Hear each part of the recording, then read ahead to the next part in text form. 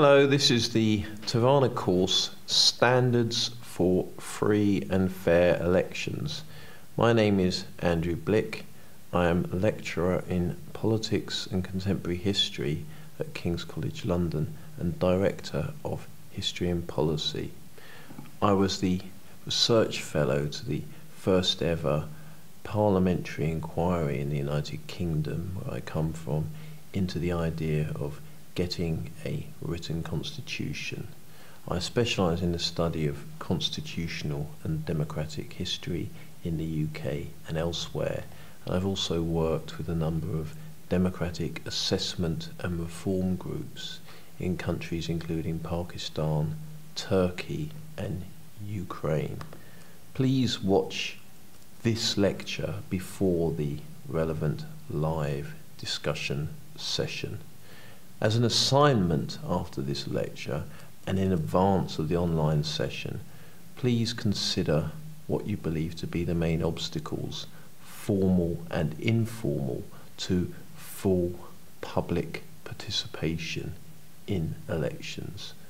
Also, after the lecture and in advance of the session, there's an optional reading of the House of Commons Library Report, The History of the Parliamentary Franchise, which shows the prolonged process that led to the development of the universal or near universal franchise in the United Kingdom. That's available online as a download.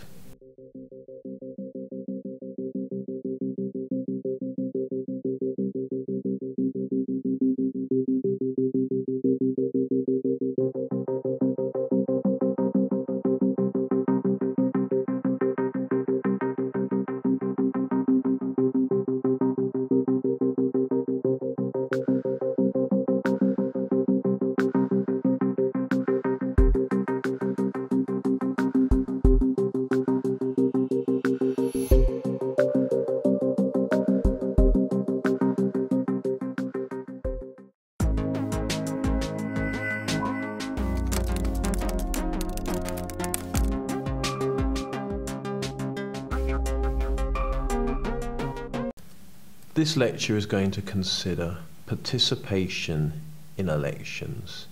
It will discuss issues including who is allowed to run for election, who is allowed to vote, that is the franchise, trends in electoral turnout, which groups might be more likely to vote and why, and also look at perhaps some of the consequences of variable patterns in voting. So let's start by considering who is allowed to run for election. A practical point here is that although often individuals run for election, normally for a democratic system to be effective, they often run together. The people of similar outlooks band together into what we commonly call parties, and those parties tend to present programs to the electorate at election time. And these party programs are very helpful in the sense that they enable the electorate to make relatively clear and informed choices between different programs. That's if the party system is working properly. I've talked previously about not having arbitrary rules, the importance of freedom of association, not preventing particular groups and their programs from being put before the electorate. So that's very important, that there's a choice between different parties, and also it's hopefully should be the case that those parties should actually themselves respect the democratic process and not see elections as a tool whereby they can undermine and act contrary to democratic principles. So parties are a critical component of free and fair democratic elections. And it's important that the rules around elections do not put in place unreasonable restrictions on parties. So we have things like deposits, amounts of money that have to be placed down before a candidate can contest. if they're set too high, it can exclude certain parties and groups from taking part. There are rules like that that have to be set fairly and set in a transparent way. It's also important when we're looking at individuals, who is allowed to run for office as an individual. Again, if there are going to be restrictions on who can run for office, those restrictions have to be clearly defined, and they have to be transparent, and they have to be reasonable, because it's possible under some systems for a governing regime to effectively exclude certain groups, classes of people, certain parties from actually being able to fairly contest the election by introducing arbitrary restrictions on who can run for office.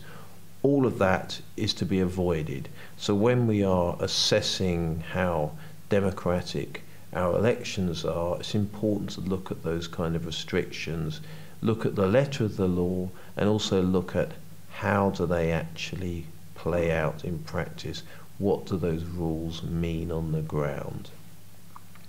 Ultimately, there may be some kind of limits on who can run for office that are more restrictive than the limits on who can vote. For instance, it might be held that people have to have attained a certain age, be it 25, 30, before they can run for office, and that lower limit, the youngest age at which they can run, may be older than the youngest age at which they can vote. That can be acceptable as long as it's clearly defined and it's also reasonable. So clarity and reasonableness are very important here. We have to know what the rules are, and the rules have to appear to be fair and in accordance with the principle of rule of law I was talking about in the last lecture. They have to be applied fairly. That's who can run for office. Then we get to the issue of who is actually allowed to vote. In free and fair elections, in democratic elections, it's a clear good practice of having, as far as possible, a universal franchise. The right to vote is a crucial vote in a democratic system. If we don't have a universal or near universal franchise, then we're stripping away one of the core components, the two core components that I have said make up democratic elections. One component is competition, the other component is wide participation. Without a universal or near universal franchise, we can't have that second component of wide participation. The right to vote has to be constitutionally or legally defined. It has to be firmly entrenched. Any limitations on it, for instance, related to citizenship, or perhaps some people in prisons, some people, criminals who have been detained, have to be clearly defined. They have to be reasonable. All of those principles have to carry on running through it. These rule of law principles have to run through all of the rules I'm talking about today. But it's also important that we look beyond the actual form of the law, and we look to how do all these rules actually play out in practice. So universal franchise, absolutely important. People should not be excluded from voting because of their agenda. People should not be excluded from voting because of their ethnicity. People should not be excluded voting because of their religions. There are various rules that people should have equal access to taking part in the democratic process under the law, just as those kind of restrictions shouldn't apply to running for office as well. These are, principles that work for both, for running for office and for voting. However, we've also got to look not just at those formal requirements, but as I'm suggesting, at how these things work out in practice. That means there should not be administrative or practical barriers which have the effect of denying people their legal right to vote. It should be relatively easy to be able to register to vote. It should be relatively easy to be able to get to the polling station where voting takes place. It shouldn't be possible for the authorities to invent ways of stopping people from attaining a right which in theory they enjoy under the law. The theory has to be a reality, and barriers should not be placed. Certainly there shouldn't be targeted barriers that prevent certain groups more than others from voting. So it's very important to look at how these things work out in practice. It's also important to look at the electoral register, the actual list of people who are able to take part. Again, the existence of a right to vote is absolutely crucial, but that's only half the story. People have to actually be able to vote, which means they have to be actually listed on an up-to-date register, and those electoral registers should be as full as possible, and efforts should be made to ensure that people do register to vote and actually make their democratic right a reality. So all of these practical manifestations are critical to the realization of genuinely free, fair, democratic elections. All of those factors are important, that you make it possible for people to vote, you make it likely they'll be able to vote, they have the right to vote.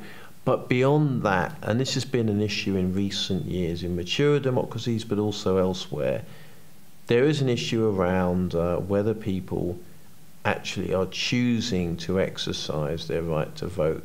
What happens if you've got all these systems in place, you make it as possible as you can for people to vote, but people really don't want to vote? There are groups of people who feel like it's not worth their while voting, that voting doesn't make any difference, that they're not going to bother voting, or they don't want to vote, or perhaps they dislike features of the system and don't want to endorse the system and therefore don't want to vote for that reason. This is clearly a democratic problem.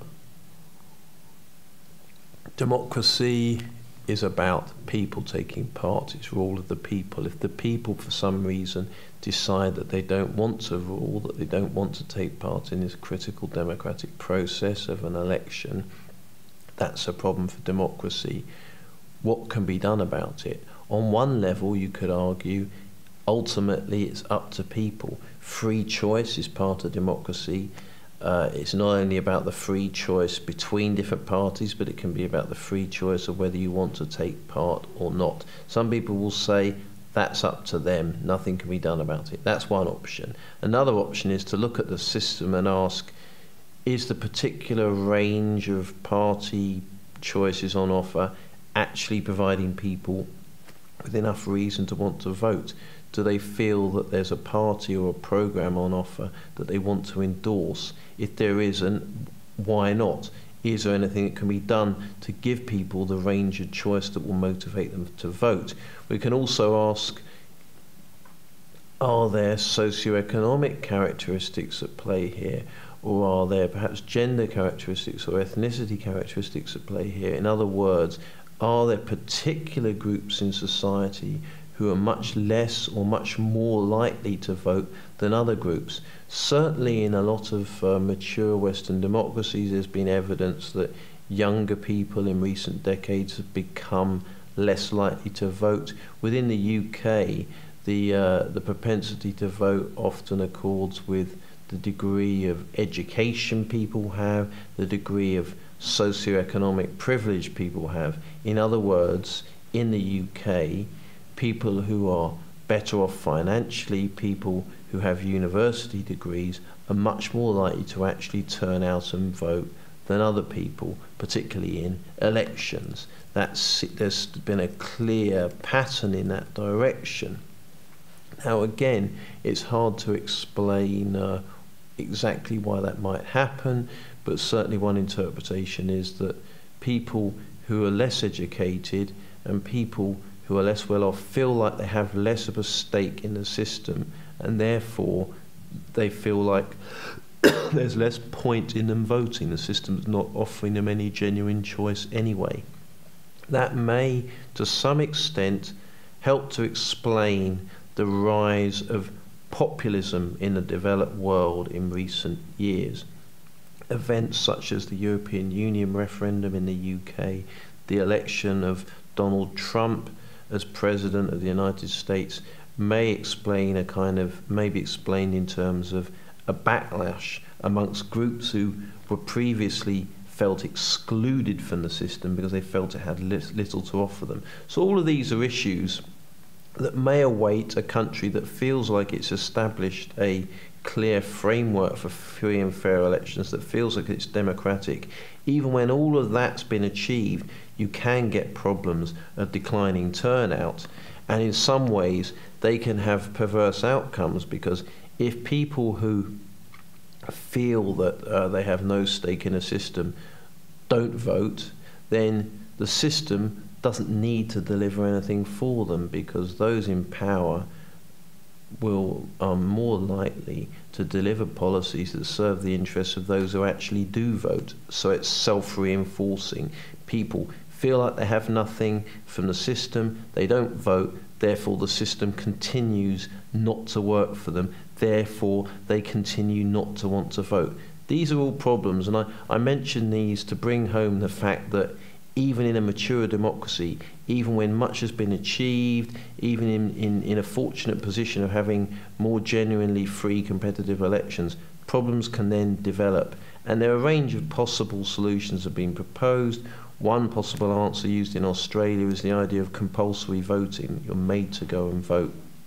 There are no easy answers, and again, it shows a need for constant vigilance that an important part of any democratic system and any system of free and fair elections is that, however developed we may think we are, we continue to monitor what's going on, identify any difficulties, and see what can be done about them. Thank you.